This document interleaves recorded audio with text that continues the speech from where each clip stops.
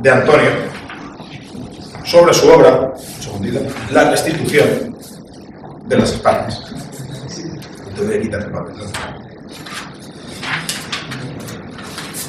Un segundo y estoy ya con nosotros. Vamos. Se me han liado los papeles.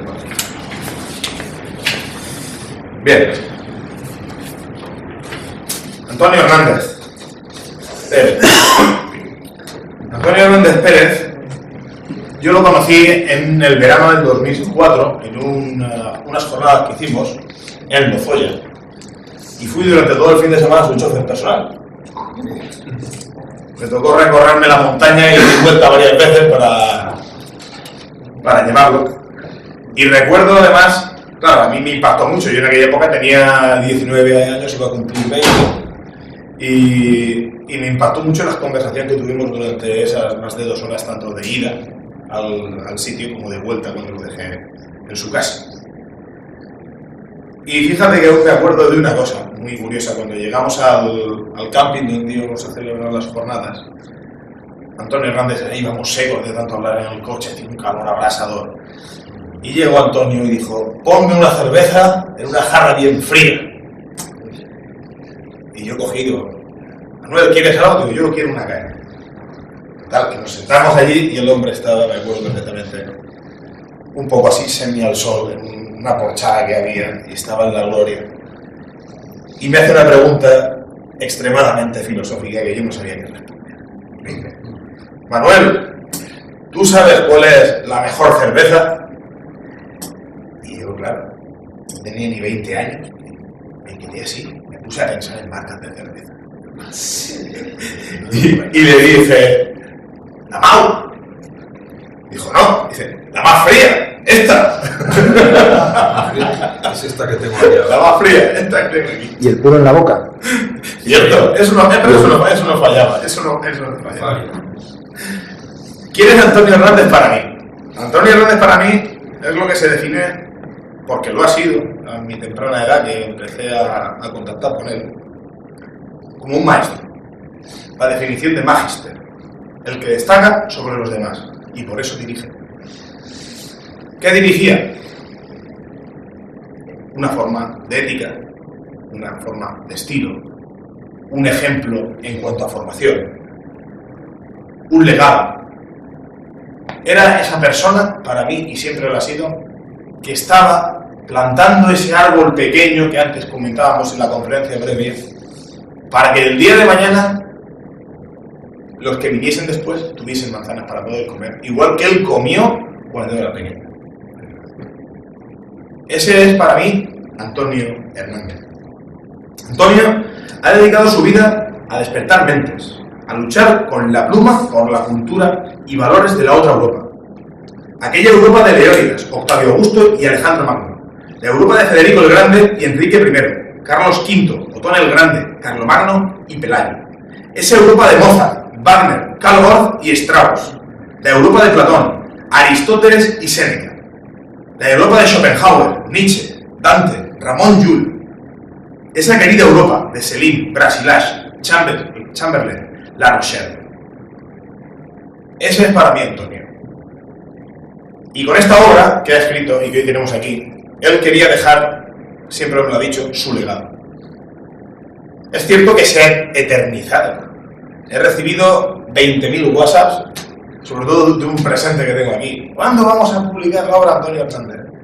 Hemos querido hacer el mejor trabajo posible. Hemos estado 2 años trabajando en la edición de los mapas, en que todo quedase perfecto, y yo creo que hasta el momento ha quedado perfecto. Este libro se va a poder encontrar, como he dicho antes, en muchas librerías, pero se encontrará en un formato normal y corriente, como este. Estará todo color, con las imágenes que tenga. El formato me refiero a este tamaño, pero en esta calidad. Solamente en Editorial EAS vamos a tener esta obra en máxima calidad, tal como está aquí, encosido y con papel cuché de 150 gramos, porque no puedo permitirme, no vamos a entrar con rodeo, sacar todo esto, esta calidad, con las librerías. Es imposible y encarecería mucho el valor de del precio de venta del libro. Ha sido un honor haber podido trabajar en esta obra, en este libro. Y también hay que decir que, aunque esto va a ser el legado que Antonio nos va a dejar, aún ya se está trabajando en otro libro, que es una introducción sobre este mismo tema, pero europeo.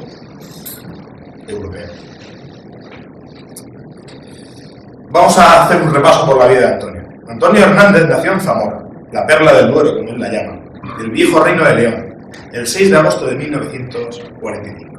Se considera por ello el leonés y, por ende, español y europeo. Se confiesa cristiano porque, entre otras razones mucho más profundas e íntimas que se reserva para sí mismo, asume el hecho incontestable de que la cristiandad ha sido y aún es, a pesar de todo, una de las raíces más importantes de España y Europa.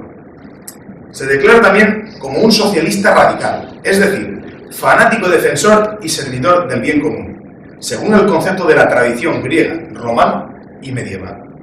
Es un convencido identitario y proclama la necesidad de reconocer las diversas comunidades étnicas de España y de Europa, para cuya integración como entidad política supraestatal propone una confederación en la línea del Sacro Imperio.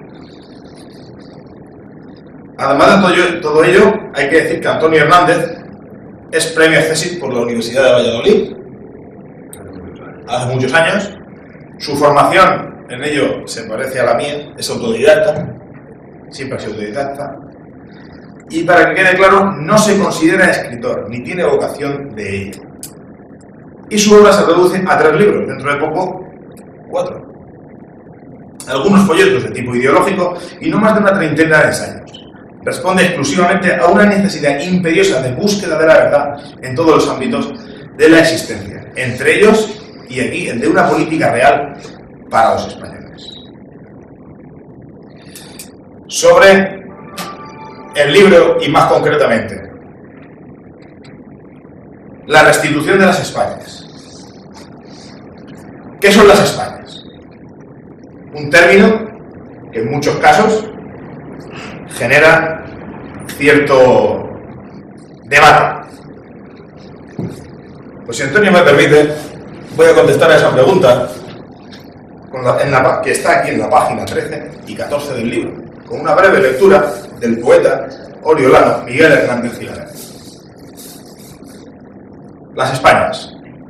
Asturianos de braveza, que con cántabros se hermanan, riojanos de las vides, vascos de piedra blindada, valencianos de alegría y castellanos de alma, labrados como la tierra y airosos como las alas, andaluces de relámpagos, nacidos entre guitarras y forjados en los yunques torrenciales de las lágrimas, extremeños de centeno, gallegos de lluvia y calma, catalanes de firmeza que con firma llevarán la señera hasta las islas que el Mediterráneo baña, manchegos de pastoreo, aragoneses de casta, murcianos de dinamita frutalmente propagada, leoneses, navarros, dueños del hambre, el sudor y el hacha, reyes de la minería, señores de la labranza, canarios que entre volcanes y las olas oceánicas a una tierra escasa y dura su parco sustento arrancan, y ilusos que allende del mar llevaron sus velas blancas.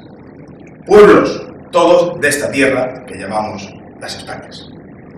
Con todo esto, señores, doy paso a Antonio Hernández.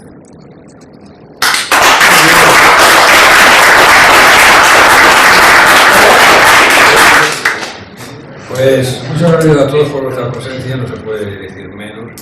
Y la cuestión será breve, dada la hora, y que me permitáis la descortesía de que yo me tengo que marchar a otra ciudad, a Guadalajara exactamente, por medios públicos, por el tren, entonces no alargar mucho el asunto, el tema. De lo que ha dicho mi amiga y compañero, pues solo puedo decir que estoy de acuerdo con lo que ha dicho. Pues sí, aunque sea inmodesto decirlo, pero pues bueno, me he dedicado a eso. Y quería yo, en efecto, dejar un legado para las nuevas generaciones de lo poco, mucho, bien o mal que he ido aprendiendo. De manera que este libro, que está dedicado a España, a las Españas, se complementará después con otro que está dedicado en el mismo sentido a Europa y a lo que somos los europeos en general. Me he quedado con 2 frases de lo que les digo, que es lo que me ha dirigido a mí durante toda mi vida y me sigue dirigiendo, que es cuestionárselo todo. No dar por hecho lo que te digan. Asimílalo y compruébalo. Y la revisión de la historia debe ser continua. Debe ser continua. Porque los historiadores, aquí lo digo en la obra, pues son, o podemos ser, ¿no?, esclavos de una serie de condicionamientos que mañana pueden haber cambiado con otra persona que les demuestra otra cosa. De manera que cuestionárselo todo y revisar la historia como una forma continua es el consejo que doy. Y que si alguien me pidiera que en 4 líneas resumiera el contenido e intención de esta obra, escogería esta frase del escritor Eugenio Gil, de su excelente libro Heidegger y la política, que aprovecho para recomendar. La restitución de las Españas es el despliegue del presente generado por un proyecto de futuro conforme a lo que ya somos desde el pasado. La frase, como es de Heidegger, pues tiene miga y mucha, si la podéis analizar. Pues el libro lo he dividido en 2 partes, fundamentalmente. La segunda, que sería la menos interesante, es porque es expositiva. La segunda parte se trata de ir, digamos, por llamarlo de una forma, de los antiguos reinos hispánicos, o regiones históricas, una por una, las históricas, no autonomías ni cosas de estas, las regiones históricas de fuero, que yo llamo, que son las que han sido y que son las que tiene el rey de España. Los reyes del rey de España los han tenido siempre. Y entonces hago una definición de cuál es el origen de ese nombre, una definición también de la heráldica que tiene, de dónde viene. Bueno, todo eso es consultivo, hay cosas que interesarán menos y otras más. O sea, la gente de un sitio pues irá a ver qué dice este tío del Reino de León, ¿no? A ver qué dice tal. Esa es más una parte más pesada, porque es discutiva, y termina el libro con una selección de, bueno, no una selección, una exposición completa de la heráldica tradicional hispánica. También, referente a lo anterior y con la heráldica, hay cosas que son nuevas y que se llaman, pues, regiones o estados de pretensión. De pretensión, no son históricos, no han sido históricos, pero pueden ser de pretensión. Eso yo lo propongo que se discuta en Cortes, que es donde hay que discutir las cosas, que se vote y que se diga que sí o que se diga que no. Pero yo aquí lo hago como propuesta exclusivamente. La primera parte, sin embargo, pues es una parte doctrinal. Doctrinal en el buen sentido de la palabra, que es expositiva de los fundamentos que yo considero, por qué se llaman las Españas, qué es restituir. Esto en el índice se puede ver perfectamente. La primera parte, que hago una introducción y unos conceptos previos. Luego hago una crítica de lo que es la interpretación de la historia. La cuestión es esta, es que la historia, como decía al principio, se interpreta. Y muchas veces se interpreta porque hay historiadores, muchos, que tienen un esquema ideológico, incluso político, previo a sus estudios. Y luego tratan de acoplar sus estudios a su sistema ideológico, lo cual es anticientífico total. Es comprensible. El mismo don Claudio Sánchez Albornoz hace esto. Yo lo he estudiado muchísimo, lo llegué a conocer y saludar una vez, antes de que falleciera, y sabe muchísimo, era uno de los máximos historiadores, pero él tenía un esquema ideológico previo. Y él en sus obras se ve perfectamente cómo acopla a su sistema ideológico las cosas que él sabe. Lo que no le conviene, pues no lo pone, sencillamente, pero lo sabe, pero no lo pone. No es una crítica a Cervantes, que es un hombre que ha hecho una gran obra por España, eso es la verdad. Pero bueno, esa es la tendencia general que hay en la interpretación de la historia. Entonces, ¿yo cómo empiezo con esto? Empiezo a describir nuestra península tal como es. España es más que la península, pero empezamos por la península. Y sigo con unas claves fundamentales para entender las Españas. Es decir, tenemos que saber cómo somos y por qué somos así. Pues es que viene de muy antiguo. Esto no es de pronto han aparecido aquí unos personajes que pues, es muy antiguo. La población prerromana y la Iberia romana. La Hispania visigoda, que es importantísimo de saber y que hoy no sabe nadie. Nosotros estudiamos la lista de los reyes godos, por cierto, la gente de mi generación. Ahora nadie sabe ni siquiera que había reyes godos. Entonces, claro, este es el comienzo propiamente dicho del Estado, por llamarlo así, si otros le llaman nación, bueno, eso ya aquí lo discuto en el libro, pero es el Estado. Toledo es la capital de España, es la de España.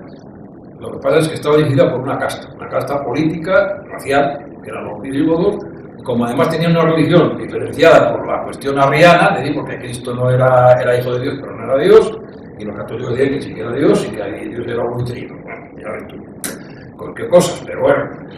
Ellos, claro, pues les venía muy bien, nosotros tenemos nuestra propia misa, nuestra propia liturgia, separada de la liturgia hispánica hasta la época de Basilio, y además eran una casta dirigente, ellos eran los líderes políticos, es decir, los duques, estaba dividida en ducados España, luego eran los condes, todos ellos tenían que ser de linaje godo, más o menos. Había una ley racial de prohibición de matrimonios mixtos hasta la conversión del Caredo, y que bueno, luego seguimos. Y entonces fueron el origen de la nobleza posterior española, claro, de los hidalgos sobre todo y demás.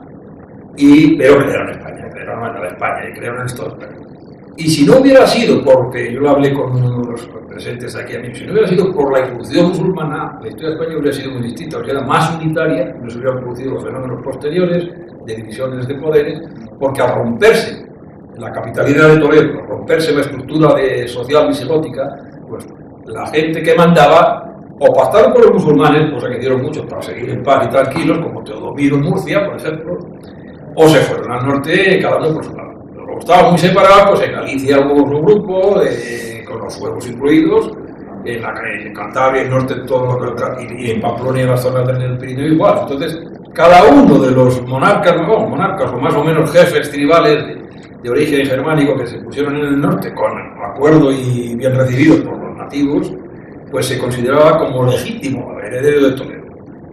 Y claro, eso crea pues, lo que fueron los reinos después, reinos variados, que tenían una tendencia continua a ver si conseguían un monarca solo.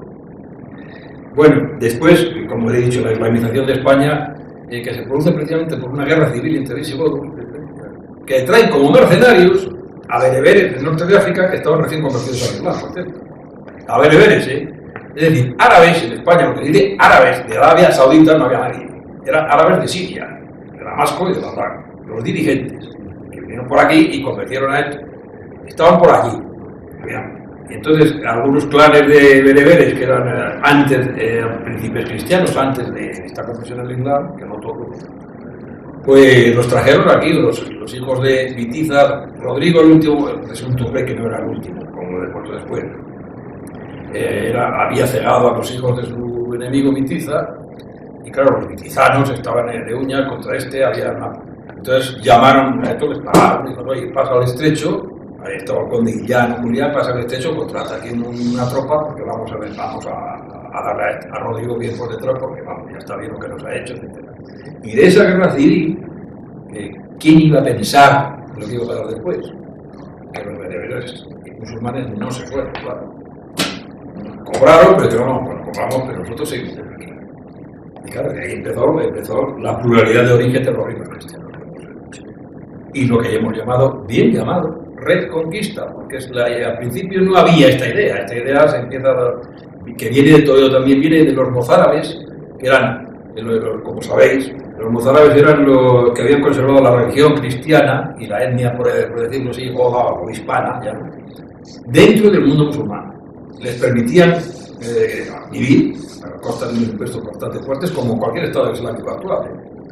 Tú, si no te metes con ellos, si tienes un impuesto que ahora no recuerdo, pero dice nada de muerte. Sí, pues. Entonces, estos grupos en el siglo XI, ahí es cuando comienza lo tremendo. Porque hasta entonces los bereberes más o menos se llevaron bien con las poblaciones, las poblaciones del norte hacían pocas incursiones, y estamos hablando hasta los siglos 8, 9, 10. Pero en el 11, a los musulmanes se les ocurrió, como ya empezaban a despertar, el reino de León era bastante fuerte, el reino de Pamplona, que acababa de nacer. Y entonces digo, vamos a ver si nos ayuda, porque aquí si nos comen por los pies. Pues no se nos ocurrió otra cosa que llamar al emir de los almorávides, que estaba por entonces por Marruecos, este señor, pues era los almorávides, eran había ido hasta el Sudán, incluso traía negros del Sudán. Había hecho una campaña religiosa y de implantación y entraron en España como aliados de los musulmanes españoles, que eran más españoles que musulmanes. Entonces, ahí es cuando comienza la reconquista y la idea de la reconquista, de que al huir los mozárabes que quedaban, porque ya estos los almorávides no admitieron ni los impuestos, ¿eh? O te convertías al Islam o te cortaban el cuello y te iban. Bueno, claro. Entonces, casi todos clérigos que habitaban en Córdoba y en Toledo fundamentalmente, se fueron hacia el norte, generalmente en León, y se nota su influencia ahora mismo en la arquitectura religiosa que hay en toda la zona de León, que es curiosamente a veces extraña de ver allí el estilo los árabes arquitectónicos. Y entonces ellos se crea ya ahí surge la idea de reconquistar de nuevo. No viene solo de Pelayo. Entonces la idea como tal no era así, sino reconstruir el Estado de Toledo, pero no existía el concepto de reconquista como se ve en los documentos ya del siglo XI. Ya se ve clarísimamente que esa idea ya se impone, porque lo imponen los clérigos incluso, que están defendiendo la religión cristiana fundamentalmente. Entonces hay que reconquistar el terreno de la antigua monarquía visigoda y reimplantar el cristianismo como la religión del Estado. Y bueno, esto es lo fundamental de la primera parte, que ahí es cuando comienza la formación de las identidades que hoy conocemos. De las identidades españolas que no hubieran sido tales si no hubiera habido un musulmán, pero como lo ha habido, la historia lo ha hecho así, pues es así. Y entonces lo que hay que ir conociendo es el sustrato, primero el sustrato ibérico y la memoria de la Hispania romana y visigoda como base territorial de los reinos medievales. Ese sustrato, sobre ese sustrato se basa, no se basa sobre la nada tampoco, claro está. Y hay una cosa muy importante que es una sinopsis, que el libro que tenga la cortesía de comprar el libro verá una sinopsis que me costó bastante trabajo hacer porque la he sacado de varios sitios, donde se aprecia perfectamente la formación histórica de los reinos hispánicos. De una forma muy, muy clara, sí se ve. La verdad es que cualquiera que lo vea lo puede entender. Cómo se ha ido formando, como hechos históricos, no estamos hablando de opiniones, sino como hechos históricos de cuando el reino de Pamplona funciona, cuando los condes de Cataluña se liberan del Imperio Carolingio por la cara, que ya no fueron a no me acuerdo que rey era el rey Franco, pues no fueron a rendir las hallajes como es la obligación una vez al año, no fueron. Entonces ya ya los condes catalanes, que eran el conde de Barcelona era el más importante de todos, y todas estas comunidades se empiezan a forjar, entonces, y aquí en ese cuadro sinóptico se ve perfectamente. Y ahora viene la intención de este libro. Este libro responde al intento de crear un relato común. No pretende sustituir a los libros de historia, sino que quiere situar a los lectores jóvenes en un terreno objetivo para un estudio posterior. Esto es una paráfrasis que he hecho yo de Pérez Reverte, pero que viene también como anillo al dedo, como dije antes lo de Heidegger. Viene perfecto. La intención, ¿cuál es la intención? La primera, este libro lo escribí para responderme a mí mismo. Para decir, ¿quién soy yo? ¿Qué soy? Socialmente, ¿no? Tengo otros escritos que no están publicados de tipo metafísico que me pregunto qué es el hombre, qué soy yo, por qué soy así o por qué somos así. Pero eso ahora no viene al caso. Yo me pregunto cómo soy, el individuo de aquí, de esta comunidad, ¿qué es ser español? Me lo pregunto.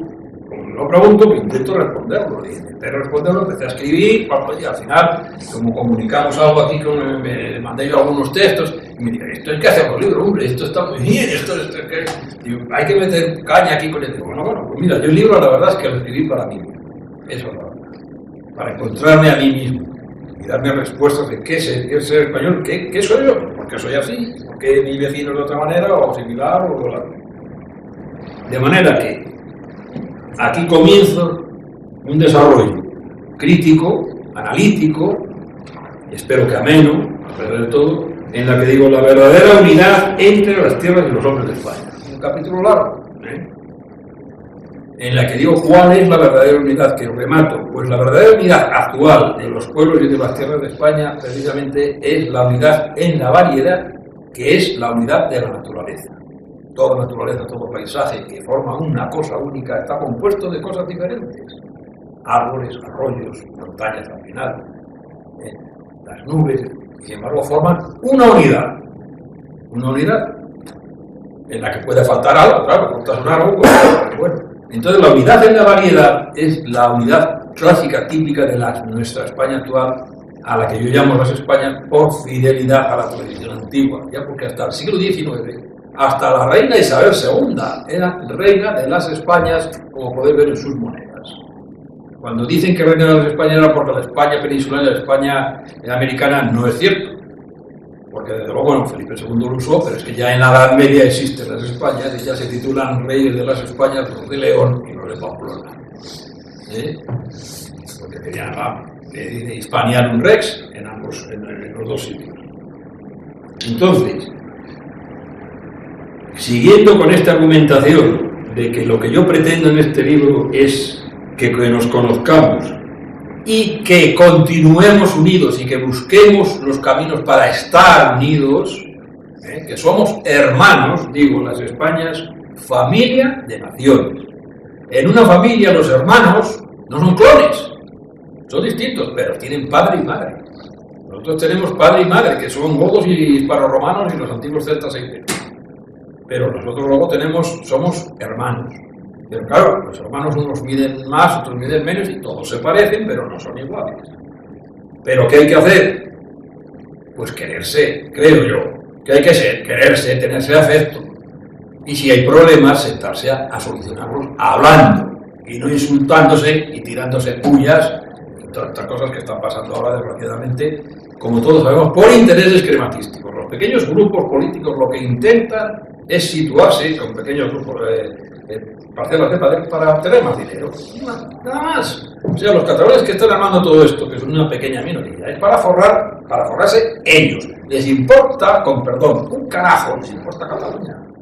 Porque de hecho, como todos sabéis, pues votan, o sea, invitan y dan todo tipo de facilidades a gente que lo necesita, como si son marroquíes o no sé qué, pero se las dan para que sean los catalanes, lo cual quiere decir que a Cataluña le importa un carajo, es evidente. Que quieren la independencia para cobrar el grupito pequeño que quede, Sociedad Anónima, Cataluña, Sociedad Anónima, y lo demás es importante. No quieren a Cataluña. Cataluña es otra, es uno de los pueblos españoles. Tengo una duda de la Edad Media hasta ahora. Y la gente sensata, con la que yo he conectado, pues piensa exactamente igual. Pero, por eso insisto, que España es una familia de naciones. Luego hago una reflexión también larga sobre estados y naciones. Entonces hago una reflexión de tipo histórico-filosófico, si queréis llamarlo así, incluso etimológico, para saber qué podemos definir como nación, qué podemos definir como estado, y a su vez qué son las identidades, qué se puede considerar etnia. Todo eso está desarrollado. No se puede en la presentación desarrollar todo esto porque entonces no solo de escribir libros, que no tenemos tiempo. Entonces, pero es bastante largo este capítulo porque se habla de... Entonces he propuesto una nueva terminología política. Incluso procuro apartarme de usar el término nación, porque es una de las pocas cosas que dijo exactamente y verdaderamente el amigo Zapatero, el antiguo ex. Que claro, el concepto de nación es un concepto antiguo, discutible y discutido. Eso es verdad. ¿Verdad? O sea, que lo diga, como digo yo, la verdad es la verdad, la diga Agamenón o la diga su porquero. Yo te he dicho eso porque es discutido y discutible, porque se basa en qué conceptos previos tenemos. El natio, nation y el latín, que tiene un significado muy típico y muy específico, que no se puede aplicar a todos los pueblos en general. Pero bueno, eso está desarrollado aquí, al máximo. Eso sí, como proyecto, como propuesta. Entonces, tengo una serie de nuevas ideas en lo que yo digo que hay, pues vamos, en vez de usar el término nación o naciones, áreas identitarias, ámbitos étnicos, áreas identitarias. Y digo que es eso, que se puede considerar eso, para evitar la discusión que lleva a enfrentamientos por falta de conexión en el principio etimológico. Es decir, en lugar de basarnos en cuestiones etimológicas, semánticas, pues nos basamos en conceptos más bien viscerales. Entonces, claro, hay gente que no le puede decir que España no es una nación, porque, claro, el concepto que tiene de España es que sí es una nación por nación determinada. Si yo tengo otro concepto de nación, te diría, no, España no es una nación, lo que no quiere decir es que seamos diferentes.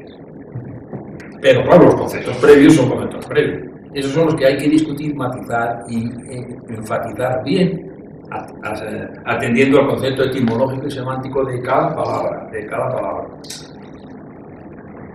Y entonces, y sigo igual, diciendo que son estados, que se pueden considerar naciones. Hablo también de cuestiones europeas para hacer paralelismo. Porque una nación puede no tener un estado. De hecho, Irlanda no lo ha tenido hasta 1921, desde el siglo XII. Bueno, y en el siglo XIII tener un estado porque había varios reinos, 4 o 5, Connaught, Ulster, etc. Pues no existen los irlandeses por eso. No han tenido estado. Ha sido una colonia británica de los ingleses, y de los señores irlandeses también, que los llamaban también en ayuda, pero hasta 1921 no ha sido un estado. Pero sí ha sido una nación. Y Polonia en el siglo XVIII, que fue descuartizada y que desapareció el mapa, tú coges el mapa del siglo XVIII y no existe Polonia. No hay. No está, mire, no está. Son parte del Imperio Austriaco, del Imperio Ruso y del Imperio Austro, del Imperio Austriacos, húngaros y prusianos. Claro, y no existe Polonia, no hay una nación polaca, pues sí, claro, hay una nación polaca, pero no quiere decir que el no tener Estado no sea una nación, no pueda ser. Esto lo desarrollo aquí también. Y después hablo de eso, de nación, patria, país, nacionalidad y ciudadanía, que es muy importante, porque la nacionalidad es automática por tu herencia, por ser tus padres y tus abuelos, y la ciudadanía es un concepto jurídico, que no es lo mismo. Se pueden conceder la ciudadanía, pero la nacionalidad es automática. Uno es español porque ha nacido de padres y abuelos españoles. Esa es la nacionalidad. La ciudadanía la puede tener cualquier europeo con mayor motivo, aunque no sea de país, porque se concede. La concede el Estado a través de las Cortes. Y en identidad, que son conceptos muy complejos, como Eduardo sabe muy bien, y discutibles también, porque viene de matices. ¿De qué se interpreta por tal cosa y por tal otra? Aquí lo explayo también. No tan largamente, pero creo que lo suficiente. Y por último, bueno, no por último, casi, la desnaturalización de los españoles, yo entiendo de que habiendo sido reencontrada toda nuestra península ya en 1492, y con el rey don Felipe II, sea monarca de toda la península, haberlo conseguido, pues es evidente que logramos formar por primera vez después de los godos una unidad política, con Felipe. Pero comienza la desnaturalización, comenzamos a dejar de ser lo que somos. En el siglo XVII, cuando el mal gobierno obliga, digamos, por decirlo así, sopla sobre el aspa de Portugal para que se separe, y sopla sobre también la corona de Aragón, en fin, todas estas cosas. Empieza la corona, y lo que desnaturalizó definitivamente España, y estamos resumiendo mucho, es precisamente la guerra de sucesión, cuando fallece sin descendencia el último Austria, Carlos II. Y aquí se disputa el trono de España con guerra, pagado por ello, porque entonces no había miles. El archiduque de Austria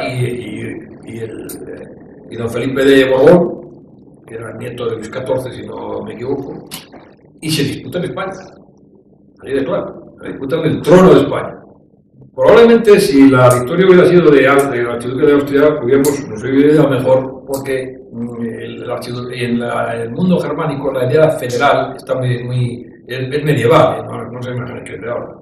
El Sacro Imperio era una entidad federal, no en el concepto que nosotros tenemos ahora exactamente, pero era el feudus, el pacto, era una unidad de pacto de príncipes que reconocían un solo emperador.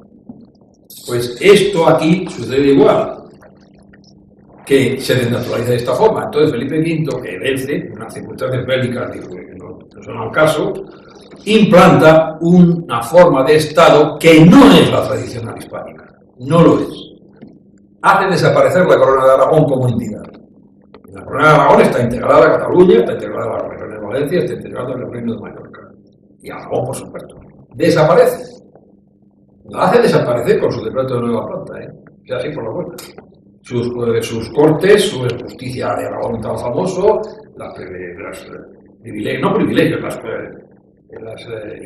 ¿cómo se dice? Las identidades típicas, o las instituciones típicas de la corona, que son medievales, son muy antiguas, las hace desaparecer. Entonces, todo eso rompe, es una desnaturalización, y eso va dando vuelcos y vuelcos hasta llegar al liberalismo. El liberalismo acaba ya con la idea de los antiguos reinos y se inventan las provincias que, como sabéis, son unas entidades totalmente ficticias, tiradas a rayas y con cartabón por aquí y por allá.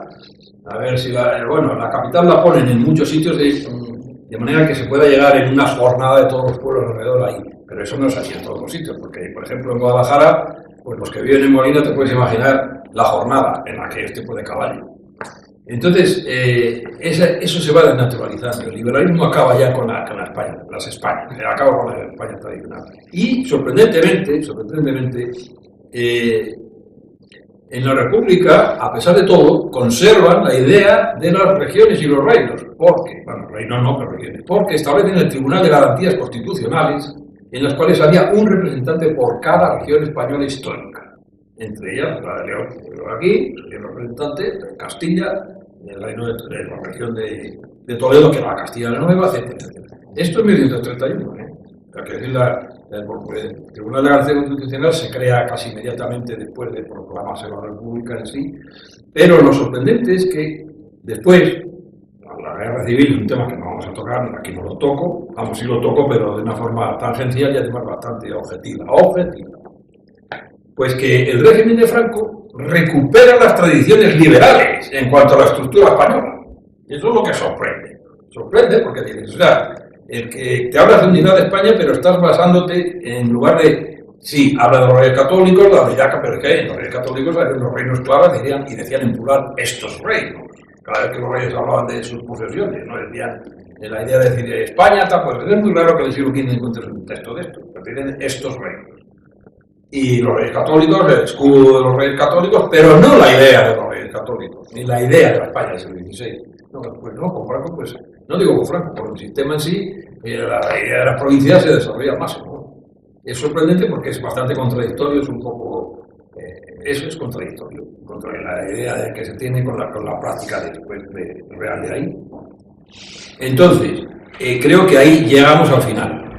Y para remate, pues viene el régimen de transición. Aquí había una esperanza, y la hubo, y la Constitución que tenemos ahora habla de las regiones, pero con el error de decir nacionalidades y regiones, lo cual es bastante, se crean problemas para el futuro, un disparate que no viene acá. Pero bueno, la reconoce. Pero la reconoce y ya estaba dispuesto a que España fuera, no hablamos que sean autónomos, sino que se reconozcan esas entidades, ya estaba preparado. Y van a ver las entidades que fueron reinos, que están en la Constitución, que se constituye. Pero claro, viene las chapuzas de que unos quieren más, yo quiero tal, y vendrá con las autonomías, que fue el desastre. O sea, el desastre quiere decir el desastre de la desnaturalización final, enfrentándonos unos con otros, juntando unas regiones con otras, disolviendo una, metiendo otra por aquí, otra por allá, etcétera. Y además con muy malas intenciones, con corazón y buenas intenciones, bien base, pero allí no digamos que cuestiones de interés económico y, como dije antes, de poner la manita. Y entonces yo para todo esto hablo de, hago un pequeño inciso sobre la cuestión religiosa, que es interesante, muy breve, pero para que entendamos que la cuestión religiosa tiene su importancia, que desde luego el Estado debe ser laico, y lo considero que no debe ser confesional, pero que hay unos valores religiosos que están incardinados en la sociedad española, no se puede negar, al ver la Semana Santa, por ejemplo, en toda España. Yo soy de Zamora y, claro, la Semana Santa de Zamora es que si quita la Semana Santa de Zamora, pues la mata, ¿no? No te digo económicamente, quiere decir que se siente, es una cosa que en Sevilla, te digo, la mujer que es en toda España. Entonces hablo de la cuestión religiosa que hay que tenerlo en cuenta, simplemente eso. Y luego hablo de las instituciones tradicionales mantenidas por la monarquía hispánica, donde toda la tradición, hasta Felipe V, claro, que es un modelo a seguir para el nuevo Estado, que puede ser federal, puede ser, si la Corte lo determina, de las Españas. Y termino hablando del pacto de Estado de las Españas. En ello he puesto todo el cariño, porque hablo claramente de por qué, y doy las razones de por qué tenemos que estar unidos. Porque lo que nos une es mucho más de lo que nos separa, muchísimo más, incluso considerando las lenguas. Y hago un relato largo, numerado, primero por esto, segundo por esto, segundo por otro, etc. Y culmino diciendo también lo que dije al principio. Nuestra unidad, que defiendo absolutamente porque yo soy español, me siento español y creo en España, que llamo a las Españas por ser de la forma tradicional. Entonces, como lo soy, lo siento y lo quiero, hago un pacto, propongo un pacto, que aquí está bien, ya muy desarrollado. Ese pacto para que nos mantengamos unidos, porque somos una familia y somos hermanos. Al final son nuestras conclusiones, hablo de las dificultades que se van a encontrar en el camino, del exceso del centralismo, o sea, del centralismo, sin tratar de faltar a nadie, el centralismo españolista, ¿no? Jacobino, a imitación contradictoria del Estado francés, encima de eso. Porque, por ejemplo, los liberales, cuando se echan los ordenes de aquí, resulta que en lugar de restituir una monarquía tradicional, van y me implantan las ideas que acaban de combatir, que son las ideas liberales que trajo Napoleón, con sus cosas buenas, que también las tiene, pero bueno. Pero es una contradicción absurda, no me viene a cuento cuando acaba la guerra, la llamada guerra de independencia, porque resulta que las instituciones políticas son las que acaban de combatir para echarlas. Bueno, ¿cómo que?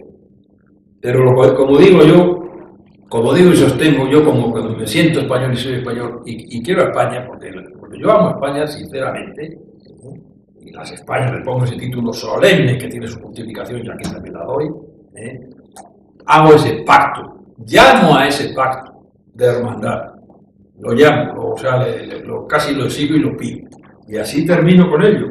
Termino también con un conjunto, sobre todo en este caso para los jóvenes, un conjunto de mapas en el que se ve cómo, desde la época de los antes de Roma, cómo se va desarrollando para que les sea más fácil, sobre todo a la gente joven, que no les enseñan nada, porque yo he comentado por ahí, es que no tienen ni idea, pero ni idea absoluta. Entonces, claro, con los mapas se resolvían las cosas. Y son mapas históricos, están sacados de varios sitios, procuramos que costó mucho trabajo hacerlo, porque claro, tienen derechos de autor uno y hay que hacer un mapa nuevo. Eliminar todos los almorávides, etcétera, va viendo página por página y de cómo se va formando España, cómo se va, luego cómo se va naturalizando y después, pues una serie de propuestas. Hay muchas propuestas de cómo enfocar el futuro, pues yo las hago todas, porque son propuestas que todo el mundo tiene derecho a hacerlas. Las he tomado de varios amigos míos, otras son mías, otras son de otros, etcétera. Y el final es que hay una coda portuguesa invitando a que Portugal vuelva a ser. No es que sea España, es que siempre ha sido España porque está en España. Portugal puede que no sea España, pero está en España. Porque España es un concepto geográfico también, no lo olviden. Fundamentalmente fue un concepto geográfico. Y cito a Camões nada menos, a ver. O sea, en unos versos de Camões, como él mismo, aun siendo cuando escribió esto de Lusíadas, tenía Portugal su propio rey, todavía no era don Felipe, Camões habla de todos los reinos hispánicos como españoles. De todos los reinos que de la península los habla como españoles, incluido ellos. Y lo dicen más que una ocasión. Y con eso terminé, digamos que cierro el libro, aunque el libro lo cierro con una cita latina aquí tomada de ¿cómo se llama el título del libro? Laudemos virus gloriosos, esto es de la Biblia. Laudemos virus gloriosos es parentes notos y generaciones suas. Beatifiquemos eos qui suscinuerum, cuibus honoris fides lícitos. Alabemos a los hombres, a los gloriosos que son nuestros antepasados en nuestra generación. Beatifiquemos, o sea, dediquemos a los que perseveraron, para los cuales el nombre del honor se llama fidelidad. En latín es quibus honoris nomen fidelis. Y como cristiano que soy, digo, ad maiorem Dei gloria, finis coronatum. Hay también una selección de heráldica que viene conforme a lo que está en color. Están en color por aquí. Viene en relación con el texto. Son escudos heráldicos que vienen puestos por orden según está tratado en el texto. En los errores que hay de dibujo, porque es que los he hecho yo con un cartabón y una cartulina. O sea, que después lo he reducido y ahí los he puesto. No me ha. Entonces, insisto. Empiezo con un hombre, con un rojo. Empiezo con un rojo, ya ves. Miguel Hernández. Que fue el sentido bueno de la palabra. Un rojo, con un hombre que era pastor, un autodidacta. Un hombre que estuvo cuidando y que escribió versos preciosos, por cierto. Y termino con un portugués, que era además de clase alta y un gran aventurero y un gran... Para cerrar, para hacer las Españas de nuevo, y hacerlas con amor, hacerlas con cariño, respetándonos todos, hablando, dialogando y llegando a acuerdos, porque se puede llegar, porque no querer llegar a acuerdos son aquellos que, como digo, son usureros, les domina la codicia y lo que quieren es dinero, pequeñas parcelas de poder, pero sobre todo dinero. No les importa tanto el poder como el dinero. Entonces, con eso lo cierro. Empiezo con esta cita en la que he añadido cosas que por eso digo que pido perdón. Nos hemos permitido añadir algunos versos para que estén representantes todos los pueblos hispánicos. Pedimos perdón por ello al espíritu del gran poeta Orcelitano. Bueno, fundamentalmente son de él, pero le he añadido unas cuantas cosas que vienen al caso. Y termino con la invitación a Portugal hecha por el propio Camões, nada menos.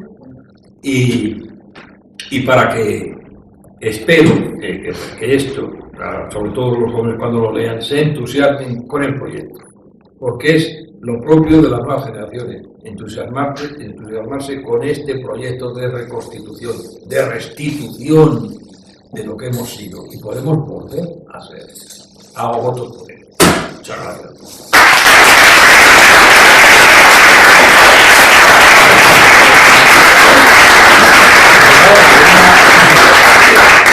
Hay que permitir una descortesía, y es que no puedo estar mucho más tiempo porque tengo que regresar, como dije al principio, y bueno, quiero ir hasta Atocha para no coger un tren muy tarde.